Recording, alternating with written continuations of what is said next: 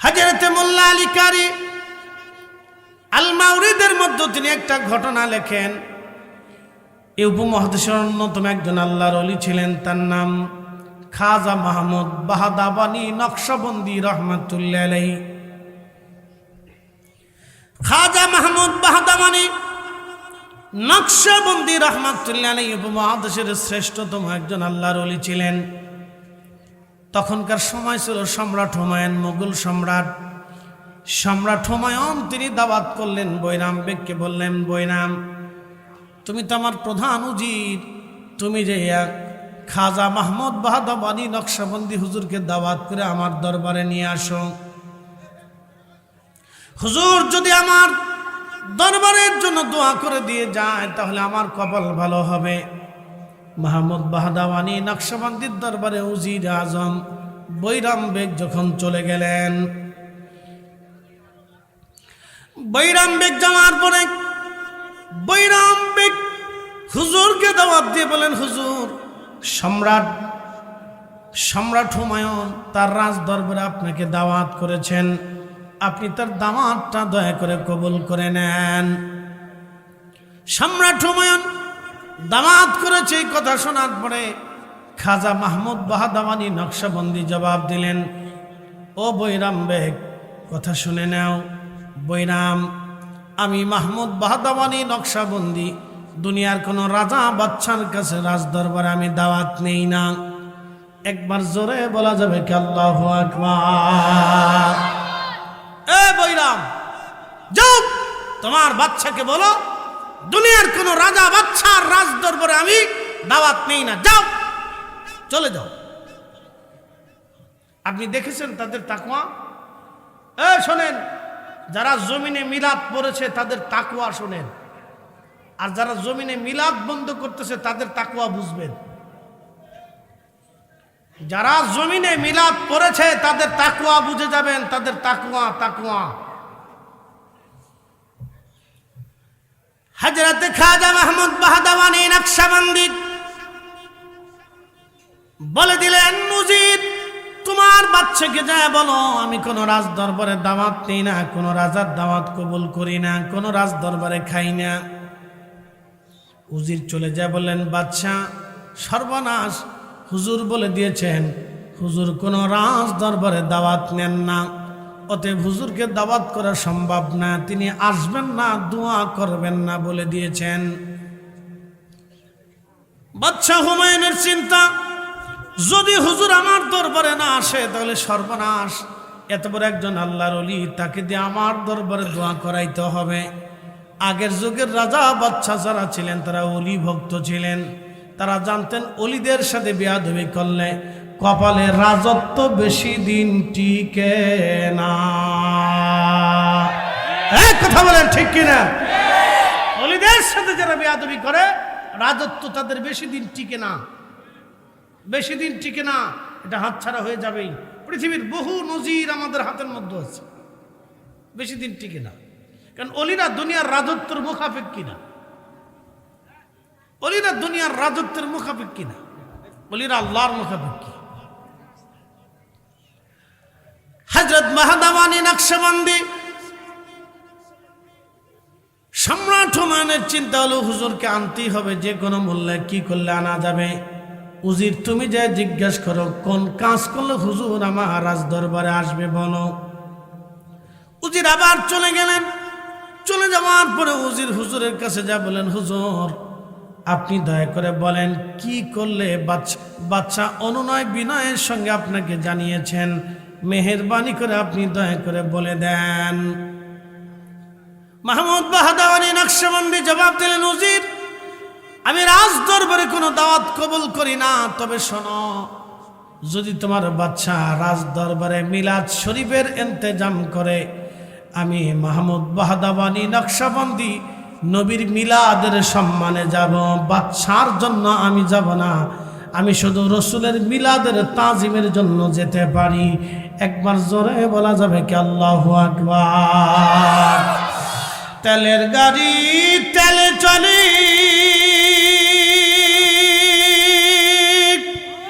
হাওয়ার গাড়ি হাওয়ায় উড়ে,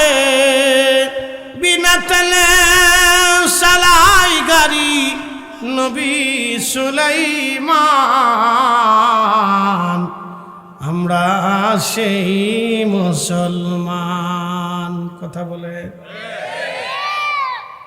আমাদের দেশে যারা ইসলামী রাজনীতি করে, আমার দিকে ভালো করে থাকেন, যারা ইসলামী রাজনীতি করে, আমি কোনো রাজনৈতিক দলের নাম বললাম না, সবার কথাই বলতেছি, যারা ইসলামী রাজনীতি করে তাদের চিন্তা চেতনা হযরত ওমর যেইভাবে রাষ্ট্র পরিচালনা করছেন আমরাও সেইভাবেই রাষ্ট্র পরিচালনা করব। উদ্দেশ্য ভালো, খারাপ না। হযরত ওমর যেইভাবে রাষ্ট্র পরিচালনা করছেন আমরা সেইভাবে করব, উদ্দেশ্য ভালো। তো এখন আমার প্রশ্ন, আল্লাহ আলেমদেরকে দুনিয়াতে কি দায়িত্ব দিছে? আল্লাহ কি আলেমদেরকে দুনিয়াতে দায়িত্ব দিছে দোয়া বন্ধ করার জন্য, কোরআন খতম বন্ধ করার জন্য, জিকির মাহফিল বন্ধ করার জন্য, মিলাদ দোয়া দুরুদ বন্ধ করার জন্য? তা আল্লাহ আলেমদেরকে কি দায়িত্ব দিলেন? আল্লাহ আলেমদেরকে দায়িত্ব দিয়েছেন জমিন থেকে অন্যায়, অবিচার, দুর্নীতি, সুদ, ঘুষ, জেনা, ব্যভিচার, পরকিয়া, হারামি, শারাবি, খারাবি, নাফাকি, মদের কারখানা, বারের হাউস, অন্যায়, জুলুম এ জমিন থেকে বিদায় করার জন্য আল্লাহ আলেমদেরকে দায়িত্ব দিয়েছে। কথা বলেন ঠিক কিনা?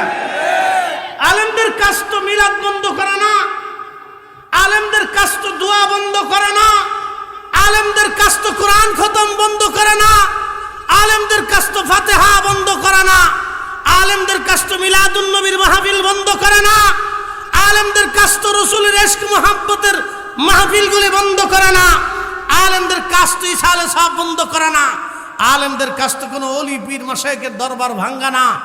আলেমদের কাজ হচ্ছে এই জমিন থেকে বেইনসাফি দূর করিয়া ইনসাফ প্রতিষ্ঠিত করা। কথা বলেন ঠিক কিনা? এটা হচ্ছে আলেমদের কাজ। আলেম কাজ করে উল্টা। তার কথা ছিল সে পতিতালয় বন্ধ করবে, কিন্তু পারে নাই, সে বন্ধ করছে মিলাদ।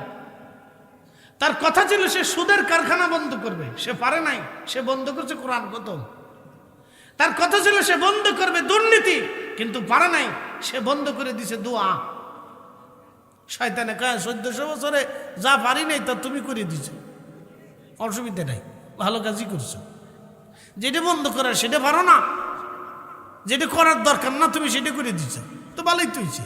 তো আমার কাজটাই তুমি আঞ্জাম দিয়ে দিচ্ছ, খারাপ হয় না? তুমি আমার দুস্থ, কি কথা কর না কেন? বুঝতে কি অসুবিধা হচ্ছে? বুঝে যাবে।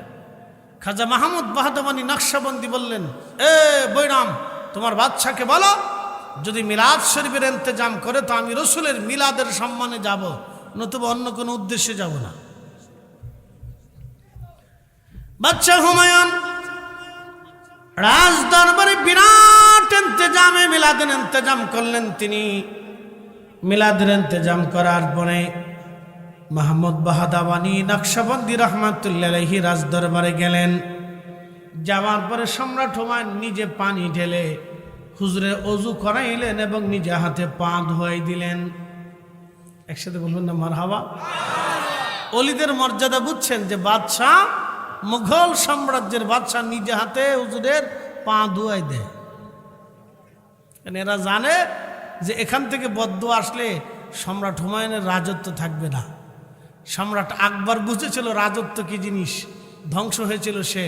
সম্রাট জাহাঙ্গীর যখন বুঝলো যে না রাজত্ব টিকবে না, তখনই সে মাপ চেয়ে ক্ষমা চেয়ে বলল, হুজুর মুজাদ্দিদ আল ফেসানি, আপনার সাথে আমার বিয়াদবি চলবে না, ক্ষমা করে দেন। বুঝতে পারছেন? ভোগীযোগী সব জায়গায় চলে না। প্রিয় উপস্থিতি, খুব মনোযোগ দিবেন।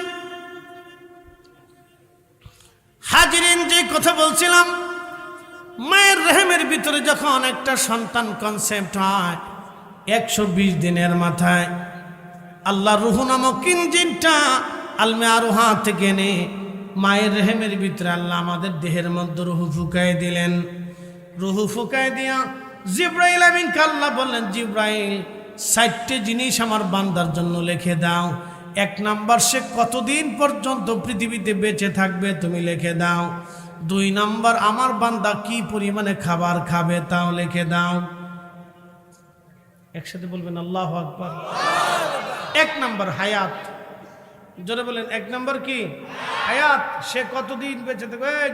মোবাইল টিপবা না, ফেসবুক টিপতেছ, ওর বন্ধ রাখো, টিপা যাবে না, মাহফিলে বসে এগুলি করা যাবে না বাপ।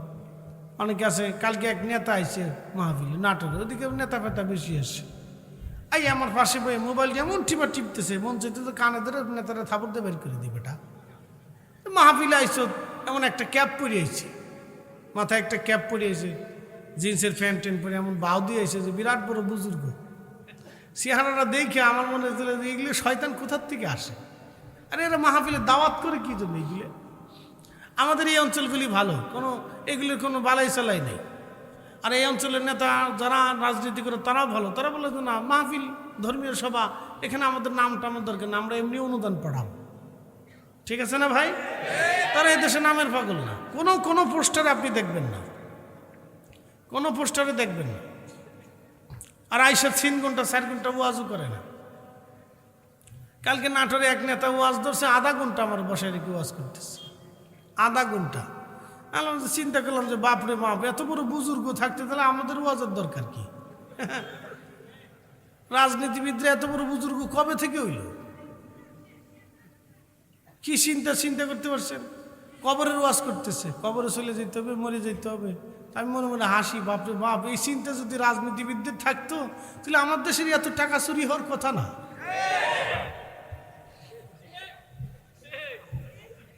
কথা খারাপ কইছি ভাই? এই চিন্তা যদি ওনাদের মাথাতে থাকতোই তাহলে এত টাকা চুরি হওয়ার তো কথাই আসে না। আরে বাপরে বাপ, কি সুন্দর ওয়াজ করতেছে। আমি মনে মনে বসে বসে হাসতেছে, চিন্তা করলে বাপরে বাপ, এ সাধু কবে থেকে হইল? শালি সাধু, ও নাগা সাধুর চাইতে বড় সাধু।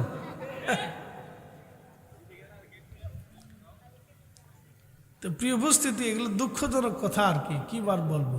তা আমাদের এই লেনটা খুব ভালো, সিলেট লেন, চট্টগ্রাম লেনে এরা ঝামেলা করে না, রাজনীতিবিদরা খুব ভালো। কেন এখানে আমরা কি যাব? এখানে আমাদের কোনো বক্তব্য নাই, তারা চুপচাপ এসে বসে শুনে দোয়া খায়ের করে চলে যায়, এটা খুব ভালো। আর কই উত্তর দক্ষিণে গেলে এনার বক্তব্য দিতে হবে আধা ঘন্টা, বিরাট বড় নেতাজি আসছে, সব বক্তব্য দিতে হবে, নাম পোস্টারের উপরে লিখতে হবে, নাহলে মাহফিল করতে দিবে না।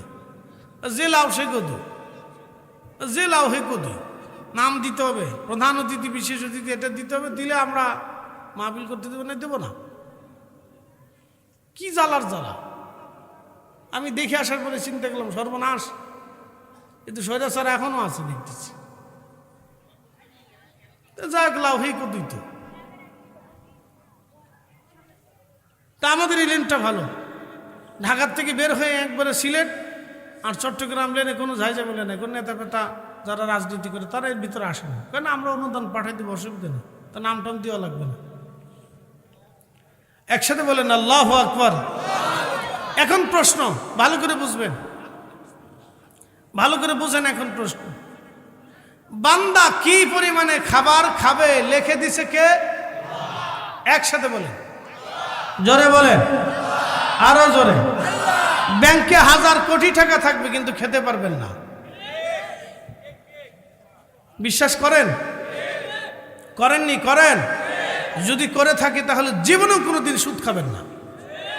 আল্লাহ কবুল করুক, বলেন আমিন।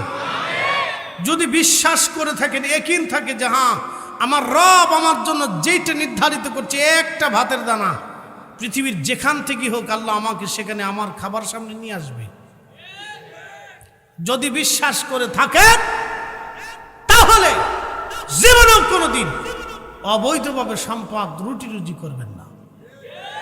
মনে থাকবে? না না, হাত উঁচু করে বলেন থাকবে ইনশাআল্লাহ।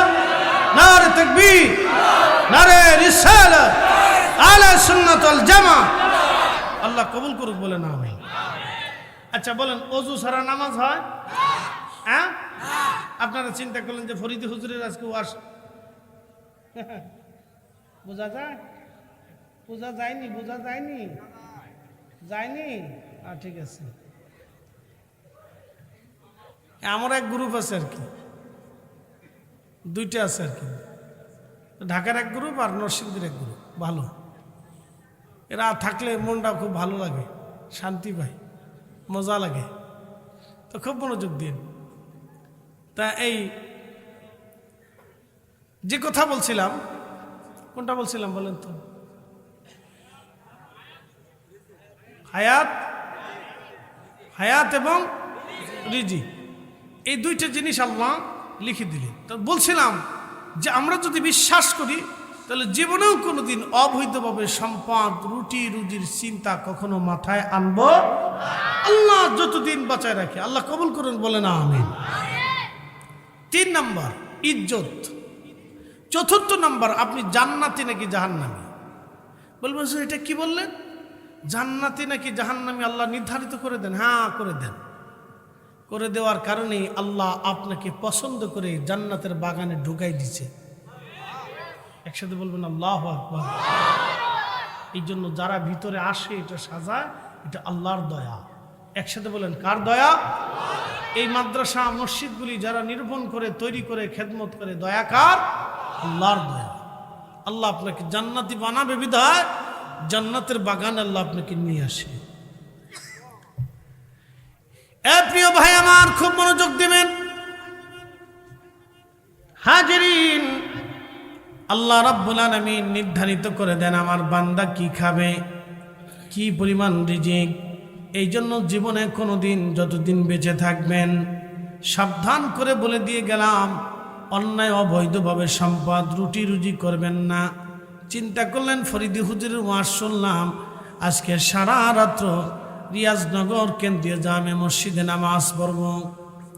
সারা রাত্র নামাজের জন্য আপনি মসজিদের মধ্যে চলে গেলেন, যাওয়ার পরে সারা রাত্র নামাজ পড়লেন, ফরিদি হুজুরের পাগড়ির চাইতে সুন্দর পাগড়ি মাথায় দিলেন, সুন্দর জুব্বা গায়ে দিয়ে সেন্ট লাগায়, আতর লাগাইয়া আপনি মসজিদে সারা রাত্র দাঁড়ায় দাঁড়ায় নামাজ পড়লেন, কিন্তু আপনার ওযু নাই, আপনার নামাজও হবে না। ওযুবিহীন যেমন নামাজও হয় না, হালাল খাবার ব্যতীত ইবাদত কবুল হয় না। বলে দিয়ে যাই, ভালো করে বুঝবেন। হালাল খাবার ব্যতীত ইবাদত কবুল হয় না। রোজা আসতেছে সামনে, এখন রজব মাস। কি মাস? রজব, তারপরে শাবান, তারপরে রমজান, হাতে মাত্র 2 মাস আছে। রমজানে রোজা রাখতে গেলেন, সেহরি খাওয়ার সময় শুয়োরের গোশত দিয়ে সেহরি খাইলেন, সারা দিন রোজা রাখলেন, হবে? কেন? একসাথে বলে, আরো জোরে। তো শুয়োরের গোশত হারাম, তাহলে সুদের টাকার গরুর গোশত কি হালাল? তোটাও তো হারাম। তাহলে ওটা দিয়ে খেয়ে রোজা রাখলে তারপরে রোজা? ঘুষের টাকার ছাগলের গোশত হালাল না হারাম? তো শুয়োরের গোশত যেমন হারাম, ওটাও তেমনই হারাম। ওটা দিয়ে খেয়ে রোজা রাখলে, ইফতার করলে রোজা হবে না। কি কথা ঠিক আছে না ভাই? একজন ইবাদত কবুলিয়তের প্রধান শর্ত হচ্ছে হালাল খাবার। এটা সারা জীবন নলেজে রাখবেন, সারা জীবন নলেজে রাখবেন, সারা জিন্দেগি মাথার মগজের ভিতরে ঢুকিয়ে রাখবেন। কম খাবেন, আলু ভর্তা দিয়ে খাবেন, ডাল ভাত দিয়ে খাবেন, কম খাবেন। বেশি খাওয়ার চিন্তার দরকার নাই, কম খান, হালালটা খান। অল্প খান কিন্তু বিশুদ্ধটা খান। ভেজাল জিনিস, ফরমালিন মুক্ত যুক্ত, এগুলি খেয়ে কোনো লাভ নেই। একবার হালালটা খান, সারা জীবন মাথার ভিতরে ঢুকিয়ে রাখবেন, জিয়া রাব্বি, জীবনের শেষ সময় পর্যন্ত তুমি আমাকে হালাল খাওয়াও আল্লাহ, বিশুদ্ধ খাবার খাওয়াও আল্লাহ। পাক, আল্লাহ পাক ছাড়া কবুল করে না। আল্লাহ পবিত্র, আল্লাহ পাক ছাড়া কবুল করে না। আমার রসুল পাক, রসুল পবিত্র ছাড়া কবুল করে না। এই জন্য যে বেটা গোসল করে না, পেশাব করে পানি লয় না, কোনটা মোষ কোনটা দাড়ি কিচ্ছু সে জানে না, আবার নাম দিছে সাহসুবি, সে জীবনে কোনোদিন সাহসুবি হতে পারে না। এটা সাহস শয়তান। এই সমস্ত শয়তান মরে যাওয়ার পরে এই কবরের উপরে একটা গম্বুজ বানাই দিয়ে কয় মাজার অমুক ফকির শাহ, তমুক ফকির শাহ, এগুলি বাইরে সোজা করার দরকার। কথা বলেন ঠিক কিনা? সুন্নিয়তকে কলঙ্কিত করে দিচ্ছে। ফকির একটা মরে গেছে, সারা জীবন তাবিজ কবজ করছে, ও তাবিজ কবজ করতো কুফরি কালাম দিয়ে। এই কোন মুসলমান যদি কুফরি কালাম করে, ও মুসলমান থাকে না, ও কাফের হয়ে যায়। ওর জানাজা দেওয়া ঠিক না, ওর কবর দেওয়া ঠিক না। কথা কন না কেন? ও মুসলমান থাকে না। কোন মুসলমান ফকির যদি কুফরি কালাম করে সে আর মুসলমান থাকে না, ও কাফের হয়ে যায়। একটা কথা মনে রাখবেন, আল্লাহ পাক রসুল পাক, আল্লাহ পাক ছাড়া রসুল পাক ছাড়া কখনো কবুল করে না। প্রিয় রিয়াজনগরবাসী, খুবই মনোযোগের সাথে কথাগুলি শুনে যাবেন। আজ যেই কথাগুলি বললাম এগুলি কাজের কথা, মনোযোগের সাথে কথাগুলি আমলে পরিণত করবেন। আল্লাহ তৌফিক দিক, সকলে বলেন আমিন। একদিন মাটির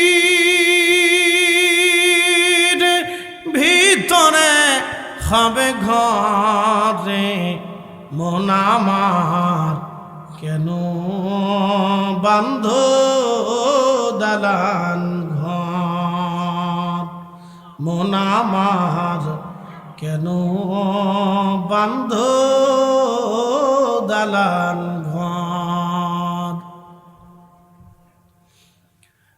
রাজনগরবাসী বন্ধু, মানুষের মৃত্যু কোথায় কোন জায়গা হবে সে বলতে পারে না আমার রব ছাড়া। মুসা আলাইহিস হযরতে সুলাইমান আলাইহিস সালামের বিরাট বড় রাজদরবার, আহা কত বড় রাজদরবার বলে দিয়ে যাই। বর্তমান যেখানে গাজা, এই গাজার আগে নাম ছিল আসকালান। এই আসকালান গিরি ছিল সুলাইমান আলাইহিস সালামের বিরাট বড় রাজপ্রাসাদ। সমুদ্র কিনারবর্তী এলাকাতে বাইতুল আকসাকে কেন্দ্র করে বিরাট বড় প্রাসাদ ছিল ওনার। লক্ষ লক্ষ সৈন্য, লক্ষ লক্ষ হাতি ঘোড়া, অস্ত্র শস্ত্র এবং আলিশান শান শৌকত। শুধু মানুষ জাতি না, জিনেরা ছিল ওনার অনুগত। 350 মানুষ মন্ত্রী এক পাশে থাকতো, 350 জিন মন্ত্রী এক পাশে থাকতো। সারা পৃথিবীর বাদশাহী আল্লাহ তাকে দিয়েছিলেন। আর একটা তক্ত আল্লাহ দিয়েছিলেন, এত বড় তক্ত। এই তক্তের ভিতরে সৈন্য সামন্ত নিয়া লক্ষ লক্ষ উট দুম্বা গুধা মানে গরু গাধা নিয়া, হাতি নিয়ে, সৈন্য সামন্ত অস্ত্র শস্ত্র নিয়ে, খাবার দাবার নিয়ে তিনি বিরাট বড় এই তক্তের উপরে চড়ে বাতাসকে বলতেন, বাতাস তক্ত উঠাও। এই বিরাট তক্তখানা সিংহাসনখানা উঠাইয়া বাতাস উড়িয়ে সারা পৃথিবী ঘুরায় ঘুরায় সুলাইমানকে নিয়ে আসত। এত বড় বাদশাহী আল্লাহ তারে দিয়েছিলেন এই তক্ত। এই তক্ত বিনা ইঞ্জিনে, বিনা মেশিনে বাতাসের সাহায্যে উড়ে বেড়াইত। একবার আওয়াজ তুলে বলা যাবে কি আল্লাহু আকবার। রাজদরবারে একদিন বসে আছে সুলাইমান আলাইহিস সালাম। ইমাম আহমদ ইবনে হাম্বল কিতাবুজ জুহুদের মধ্যে লেখেন, সে সময় বসে আছেন, এমন সময় আজরাইল আলাইহিস সালাম আসছে। আজরাইল আলাইহিস সালাম এসে রাজদরবারে ঢুকে একটা যুবকের দিকে তীক্ষ্ণ নজরে তাকানো আছেন, একেবারে তীক্ষ্ণ নজর। তো যুবকের ভয় ভয় লাগতেছিল।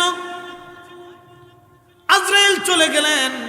যুবকটা হুজুর সুলাইমান আলাইহিস সালামকে বলতেছিলেন, আল্লাহর নবী আমাকে এই মুহূর্তে বাতাসের সাহায্যে হিন্দে পাঠিয়ে দেন। বলে, বেটা হিন্দে তুমি কি করবা? বলে, হুজুর না, এখনই আপনি হিন্দে আমাকে পাঠিয়ে দেন। যুবকটা হিন্দে যাওয়ার জন্য তাড়না করতে লাগলো, তাড়না। যুবক হিন্দে যাওয়ার জন্য তাড়না করতে লাগলো। সুলাইমান আলাইহিস সালাম বললেন, যুবক তাহলে তোমাকে হিন্দে পাঠাচ্ছি। বর্তমান যেটা হিন্দুস্তান, এটার আগে নাম ছিল হিন্দ। হিন্দু কোনো ধর্ম না, সনাতন হচ্ছে ধর্মের নাম। হিন্দ হচ্ছে এই অঞ্চলের নাম। এই অঞ্চলকে হিন্দ বলা হতো প্রাচীনকালে। বুঝতে পারতেছেন, কিতাবুজ জুহুদে হাদিস এইভাবে আসছে। যুবক বলতেছে আমাকে হিন্দে পাঠান। তো সুলাইমান বললেন, হিন্দে কি করবে? বলে, হুজুর আমাকে হিন্দে যেতেই হবে। তো বাতাস দিয়ে তাকে হিন্দে পাঠানো হলো। তো আজরাইল আলাইহিস সালাম হিন্দে তার জান কবজ করলেন। একসাথে বলবেন আল্লাহু আকবার।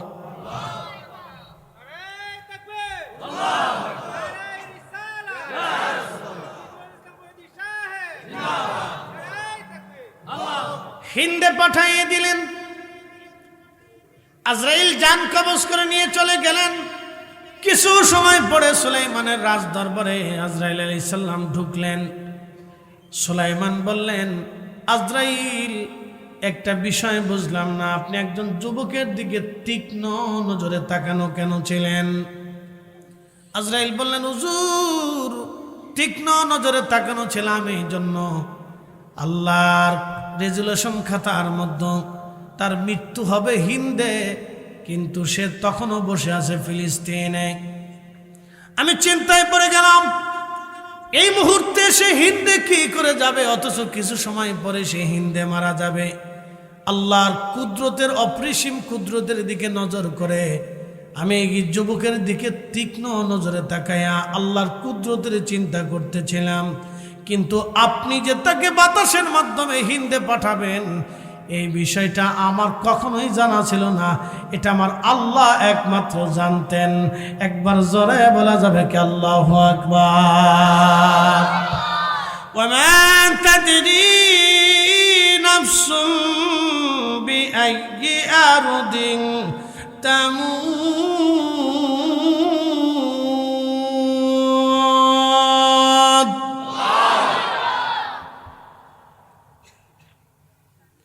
বান্দা কোথায়, কোন জায়গা, কোন হালতে, কোন জায়গা, কোন অবস্থায়, কখন মারা যাবে আল্লাহ ছাড়া কেউ জানে না, কেউ জানে না, কেউ জানে না, কেউ জানে না।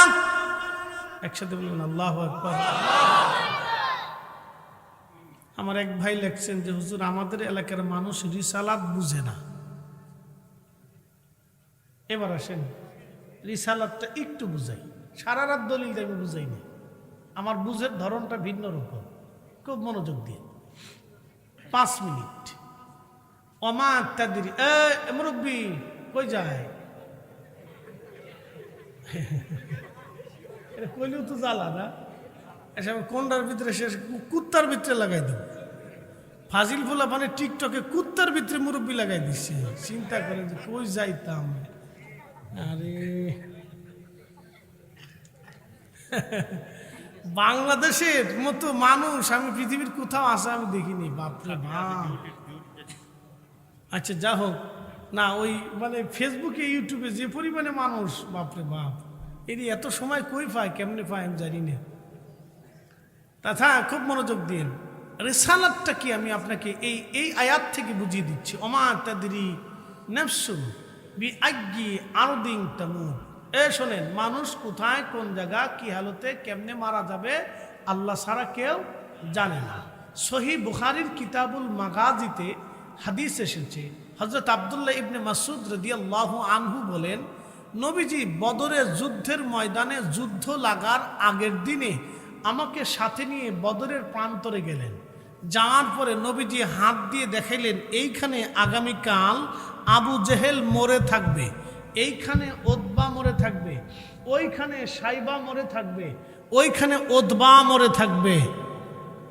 একসাথে বলবেন আল্লাহু আকবার, জোরে।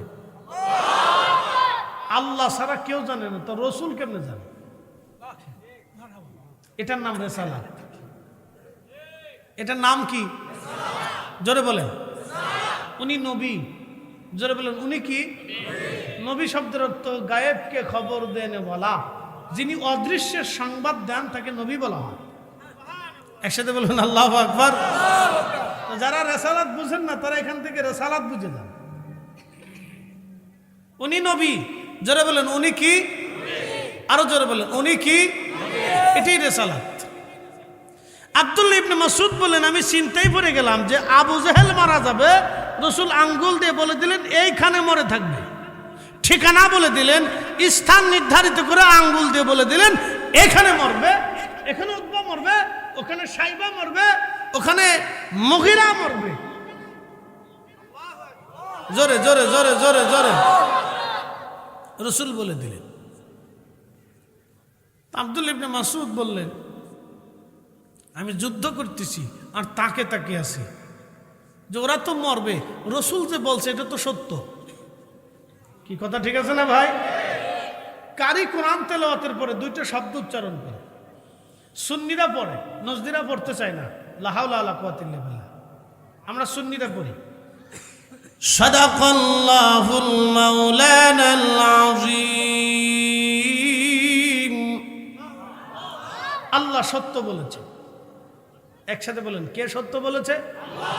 এরপরে আরবার বলি, ওয়াসাদাকা রাসূলুহুন নাবিয়্যুল হাবিবুল কারীম, রাসূল সত্য বলেছে।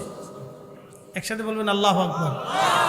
আমরা সুন্নিরা তেলাওয়াতের পরে দুইটা শব্দই বলি, যে আল্লাহ বলেছে সত্য, রাসূলও সত্য বলেছে। কিন্তু আমাদের দেশের আরেক ভাইরা রাসূল সত্য বলেছে, সাদাকাল্লাহুল ওয়া সাদাকা রাসূলুহুন নাবিয়ুল হাবিবুল কারীম, এই শব্দটা বলতে ওনাদের খুব লজ্জা করে, বিরাট কষ্ট পায়। ওটা মনে হয় যে একবারে বউ মরে গেছে। খুব কষ্ট। কে ভাই, এত কষ্ট কেমনে পাও? আজান তো আর আমরা সুন্নিরা লিখি নাই, আজান তো আসমান থেকে আরশেওয়ালা পাঠিয়েছে। আশহাদু আল্লা ইলাহা ইল্লাল্লাহ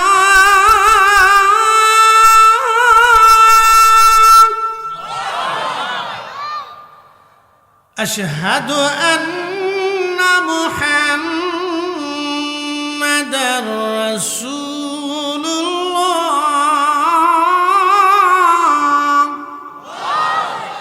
আল্লাহর পরে নবীর নাম আমরা লাগাইছি? আমরা লাগাইছি? কে লাগাইছে?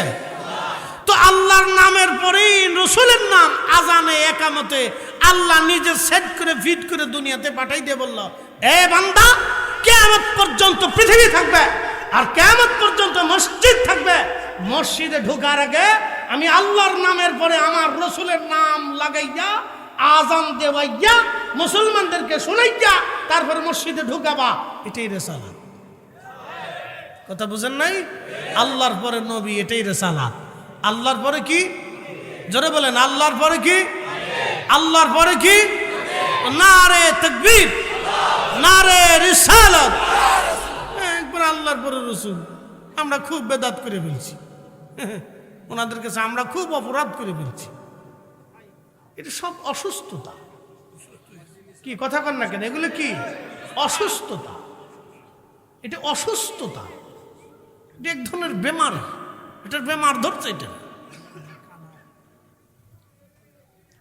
প্রিয় উপস্থিতি, এগুলি এক ধরনের অসুস্থতা। প্রিয় বাবাজি আমার, কিয়ামত পর্যন্ত আজান থাকবে, আজানে আমার রাসূলের নাম উচ্চারিত হবে। আমি লিখে দেই নাই, আসমান থেকে আল্লাহ লিখে পাঠিয়ে দিয়েছেন। অতএব এটার নামে রিসালাত। প্রথমটা তাওহীদ, তারপরেরটা রিসালাত। একটা কথা মনে রাখবেন, কোরআন আল্লাহ বলে দিলেন, মাইয়ুতি'আর রাসূল ফাকাদ আতা আল্লাহ। নবী উম্মতকে জানায় দেন, চূড়ান্ত ভাবে বলে দেন, আপনি নবী মানলে আল্লাহ মানা হবে।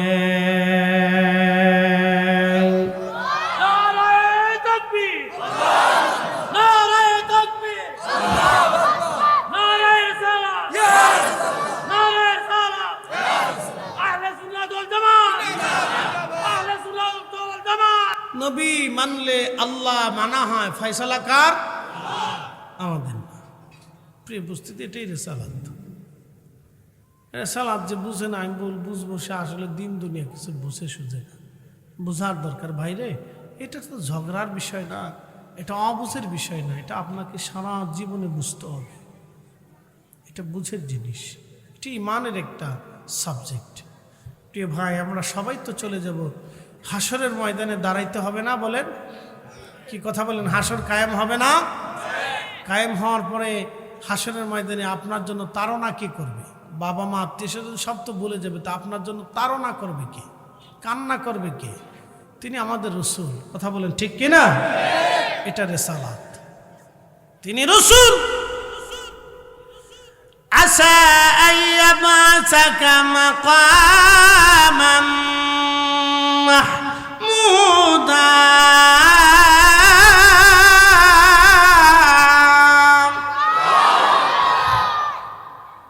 আরশে মুআল্লাতে আল্লাহ বসে থাকবে, আল্লাহর ডান পাশে রাসূলের জন্য আল্লাহ আসন বরাদ্দ করে। সর্বোচ্চ মাকাম, মাকাম মাহমুদা। এর উপরে কোনো মাকাম হবে না, এর উপরে কোনো মাকাম হবে না। সর্বোচ্চ মাকামের অধিকারী আমার রাসূল। এটা রিসালাত। আপনি বুঝে যাবেন। এটা তো ইমানের সাবজেক্ট, ইমানের অবিচ্ছেদ্য একটা পাঠ, লা ইলাহা ইল্লাল্লাহ মুহাম্মাদুর রাসূলুল্লাহ সাল্লাল্লাহু আলাইহি ওয়াসাল্লাম, ইমানের অবিচ্ছেদ্য পাঠ রিসালাত। রিসালাত যদি কেউ না বুঝে তো লা ইলাহা ইল্লাল্লাহ সে বুঝবে না। রিসালাত যদি কেউ না বুঝে তাহলে হাসর বুঝবে না। রিসালাত যদি কেউ না বুঝে তাহলে দুনিয়া আখিরাত বুঝবে না। আরে সাহাবে কেরাম আগে রিসালাত বুঝেছিলেন, আগে নবী চিনেছিলেন। আবু বকর নবী চিনে আল্লাহ চিনেছেন, কোন সাহাবী আগে আল্লাহ চিনে নাই, আগে নবী চিনেছে। আপনি দেখেন তো সাহাবীদের জীবনীতে, আগে সাহাবী কেরাম রসুল চিনেছে, আল্লাহ চিনে নাই কোন সাহাবী। কোন সাহাবী আল্লাহ আছে এটা বুঝতোই না, জানতোই না, তারা রসুল দেখে আল্লাহ চিনেছে। কথা ঠিক আছে না ভাই? তারা রসুল দেখে আল্লাহ চিনেছে, এটার নাম রিসালাত।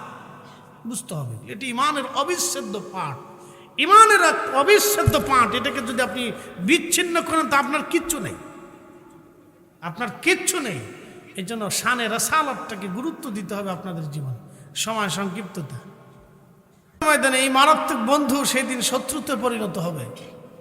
নবী বললেন 3 জায়গায়। 1 নম্বর মিজানের পাল্লার কাছে কোটি কোটি মানব জাতি সিরিয়াল করে দাঁড়িয়ে থাকবে, আল্লাহ মিজানের পাল্লায় ওজন মাপতে থাকবেন, কার নেকি আর গুনাহ ওজন হবে বেশি হবে।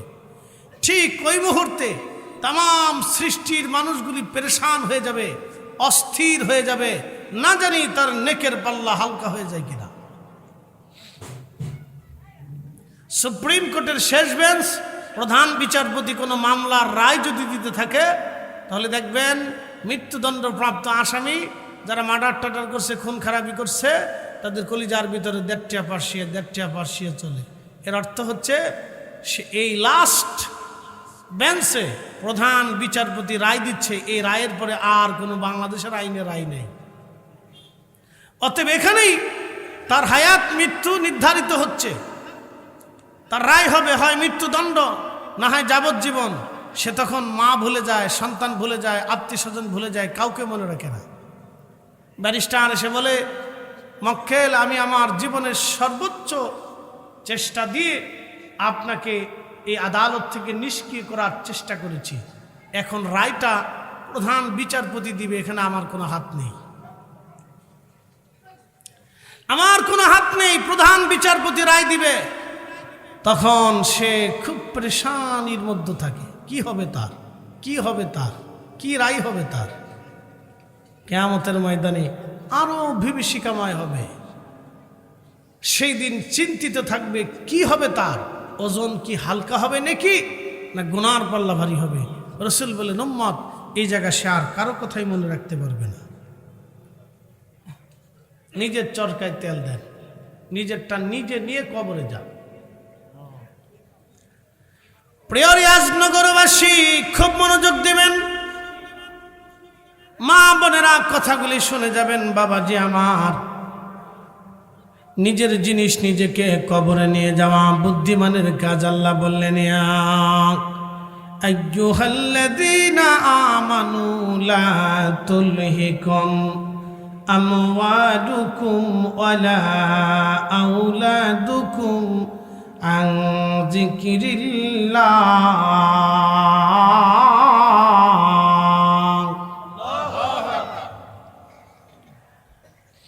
আল্লাহ ডাকতে বলে, হে ইমানদার, সম্পদের প্রেমিক, সন্তানের মোহে পড়ে তুমি আমি আল্লাহর জিকির থেকে গাফিল হয়ে যেও না।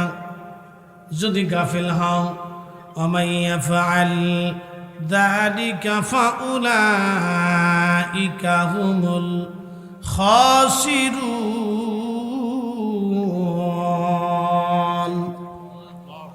যদি তুমি গাফিল হয়ে যাও, এমন ক্ষতিগ্রস্ততার মধ্যে তুমি পড়বা, তোমার আখিরাত বরবাদ হবে, তুমি জাহান্নামের দিকে চলে যাবা। তোমার এক নির্দিষ্ট আবাস। আল্লাহ কোরআনে বললেন, ইন্নাল্লাযীনা কাফারু মিন আহলিল কিতাবি ওয়াল মুশরিকিনা ফি নারি জাহান্নাম ফি নারি জাহান্নাম খালিদিনা ফিহা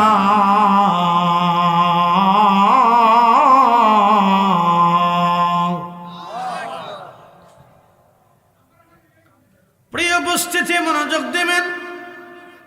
রব্বুল আলামিন কোরআনে বললেন, নিশ্চয় যারা কাফির এবং অবিশ্বাসী, খালিদিনা ফিহা ফি নারি জাহান্নাম, তারা জাহান্নামের মধ্যে চলে যাবে, চিরদিন তারা জাহান্নামে থাকবে, ওই জাহান্নাম থেকে তারা কোনোদিন বের হতে পারবে না। ও রাজনগরবাসী মনোযোগ দিবেন, রব্বুল আলামিন আমাদের জন্য জাহান্নাম সৃষ্টি করেছেন। প্রশ্ন রাখবেন, ফরিদি হুজুর জাহান্নাম তো দেখলাম না। এখন আমি যদি প্রশ্ন করি বাইরে, আপনি জাহান্নাম দেখেন না বিদায় বিশ্বাস করেন না, কিন্তু আপনি কি মায়ের পেটের মধ্যে ছিলেন? এই দৃশ্যটা কি আপনার মনে আছেনি? আপনি কি ওইখানটার জগৎ আপনি দেখেছেননি? মায়ের রেহেমের ভিতরে কি করেছিলেন আপনি? 4 মাস, 3 মাস অথবা 4.5 মাস আপনি কি করেছিলেন, অথবা 6 মাস মায়ের রেহেমের মধ্যে আপনি কি করেছিলেন আপনার জানা নাই। আপনি কি করেছিলেন আপনার বুঝ নাই, মনে নাই, আপনি দেখেন নাই। কিন্তু রব্বুল আলামিন মায়ের রেহেমে আপনার খাবার দিল, পানি দিল, অক্সিজেন দিল, আল্লাহ সবই মায়ের রেহেমে আপনার জন্য বরাদ্দ করে দিয়েছে। একবার জোরে বলা যাবে কি আল্লাহু আকবার? এই কথা শুনে যাবেন, খুব ভালো করে শুনবেন, এগুলো বুঝের কথা। মায়ের রেহেমে আপনার পুষ্টি দিছে কে? একসাথে বলেন না, জোরে বলেন। মায়ের রেহেমে আপনার অক্সিজেন দিছে কে? তো যে রব মায়ের রেহেমে আপনার খাবার, অক্সিজেন, পুষ্টি, রক্ত, পানি দিতে পারে, সে রব কি আপনার জন্য দুনিয়াতে খাবার বরাদ্দ করে নাই? কি কথা কন না কেন? করে নাই? যদি করে থাকে তাহলে আরেকজনের খাবারে হাত দেন কেন? কি কথা কন না কেন? যদি বরাদ্দ করে থাকে তাহলে আপনি সুদ খান কেন? যদি বিশ্বাস করে থাকেন যে আমার রব আপনাকে বরাদ্দ করেছে, বরাদ্দ তো করেই, তো মায়ের রেহেমে তো আর ডাক্তার বরাদ্দ করে নাই। মায়ের রেহেমে তো আপনার মা বরাদ্দ করে নাই। আপনার মায়ের রেহেমের ভিতরে আপনার অক্সিজেন পৃথিবীর কোনো ডাক্তার দেয় নাই, কোনো গাইনি বিশেষজ্ঞ দেয় নাই। ও রব আপনার জন্য অক্সিজেন, হাইড্রোজেন, নাইট্রোজেন, পানি, স্বাস্থ্য, পুষ্টি, ক্যালসিয়াম, চোখ, নাক, হাত, কান সব আল্লাহ আপনাকে দিয়েছে মায়ের রেহেমের ভিতরে। তো আল্লাহ এত কিছু মার রেহেমে দিল, দুনিয়াতে পারে না? দুনিয়াতেও আল্লাহ দেয়। তো এত কিছু আল্লাহ দেওয়ার পরেও আপনি কেন সুদ খান বলেন তো? প্রশ্ন আসে না? এগুলো আমাদের বুঝের কথা, প্রিয় ভাই আমার, এগুলো বুঝে যাওয়াটা জরুরি। আপনি আল্লাহকে যেইভাবে বিশ্বাস করবেন, আপনার রব আপনার সাথে সেইভাবে ব্যবহার করবে। প্রিয় উপস্থিতি হাজিরিন, খুব মনোযোগ দিয়ে কথাগুলি শুনবেন। মার রেহেমের ভিতরে রব্বুল আলামিন আমাদেরকে সৃষ্টি করলেন। আল্লাহ বলেন, সুম্মা জাআলা নাসলাহু মিন সুলালাতিন মিন মাইন মাহিন।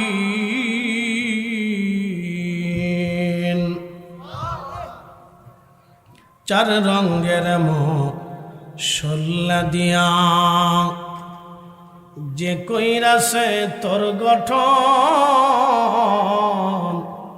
4 রঙের মশলা দিয়া। আগুন, পানি, মাটি, বাতাস একই যোগে করিয়া প্রকাশ। আগুন, পানি, মাটি, বাতাস একই যোগে করিয়া প্রকাশ। ওরে দেখিলি না তুই কইরা তালাশ, কোন জায়গা সে মহাজন। 4 রঙের মশলা দিয়া, 4 রঙের মশলা দিয়া যে কইরাছে তোর গঠন, 4 রঙের মশলা দিয়া।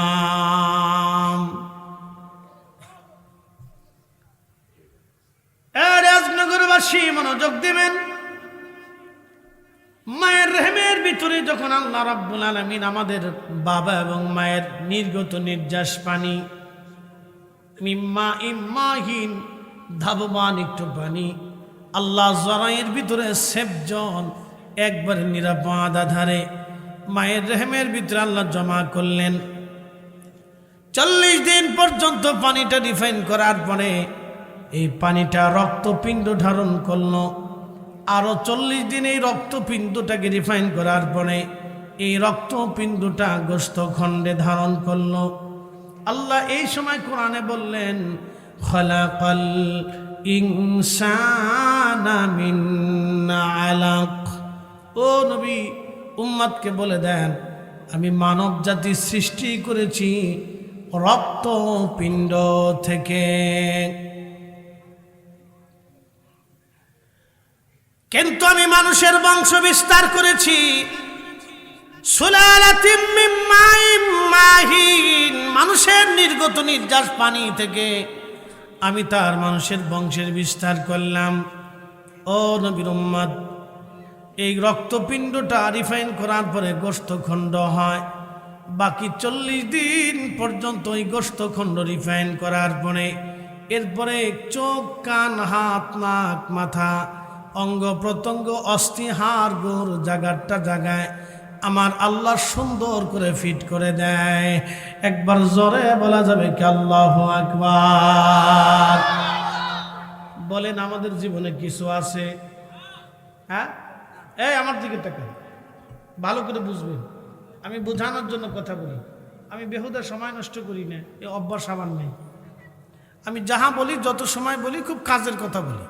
বেকাজ ওয়া কাজ, কু কাজ, এগুলো আমার কাছে নেই, এগুলো পাবেন না। যত সময় কথা বলবো, 6 ঘন্টা বলি 6 ঘন্টাই আপনাদের এটা সেরে আরও একটা জমা পড়ে আসছি। কালকে নাটোর ছিলাম, তার আগের দিন শেরপুর জামালপুর দিয়ে 3টে করছি, তার আগের দিন সিরাজগঞ্জ দিয়ে 2টো করছি। তো এইভাবে করে প্রত্যেক দিন মনে করেন যে 3 ঘন্টা 4 ঘন্টা, একবার মিনিমাম বক্তব্য হয় 4 ঘন্টা। তো 24 ঘন্টার 4 ঘন্টা শুধু আমার বক্তব্যের ভিতরেই চলে। আর 3টে 4টে 5টা যেদিন মাহফিল হয় সেদিন তো মনে করেন যে 7-8 ঘন্টা আমার বক্তব্য চলে। 8 ঘন্টায় আমি কাজের কথা বলি, বেকাজের কথা বলি না, এত সময় হাতে নেই। আমি 8 ঘন্টাই কাজের কথা বলি। আল্লাহ আমার একটা ব্রেন দিয়ে দিছে, খুব সুস্থ ব্রেন, একবারে টাটকা সাসকা, কোনো ভোগীযোগী নেই ব্রেনের ভিতরে, ইনশাল্লাহ, আল্লাহর দয়া। তো খুব মনোযোগ দিয়ে কথা, খুব ইম্পর্টেন্ট, গুরুত্বপূর্ণ। যাহা বলিব সত্য বলিব, সত্য বলিবই তো, মিথ্যা বলিব না, আদালতের মতো। যাহা শুনবেন খুব সূক্ষ্মভাবে শুনে যাবেন। প্রিয় ভাই আমার, যে মাটির উপরে বসে আছি, আমাদের সবাইকে মাটির নিচে চলে যেতে হবে। কথা ঠিক আছে না ভাই? একবারে চিরসত্য। 2টে জিনিস নিতেই হবে, 1 নম্বরে ঈমান, 2 নম্বরে আমল। তা